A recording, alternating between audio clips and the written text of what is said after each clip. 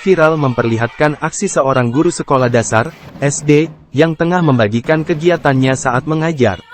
Lewat akun Instagram pribadinya @nandaix, terlihat dirinya mengunggah video bagaimana cara membuat siswa terdiam dan tak berisik saat di kelas. "Anak berisik, suka pukul-pukul meja, sekalian ajalah, siapa tahu berbakat main drum ya kan hihihi," tulis caption di video tersebut. Ternyata, sang guru bernama Nanda Yurani tersebut menerapkan metode ice breaking. Yang mana metode ice breaking yang seru tersebut membuat para siswa duduk diam dan meletakkan tangannya di atas meja.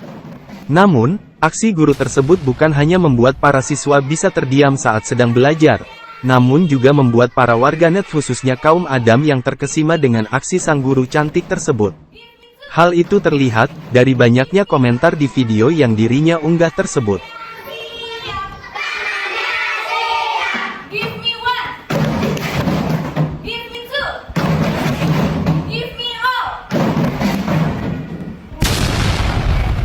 Terima kasih sudah nonton, jangan lupa like, subscribe, dan share ya!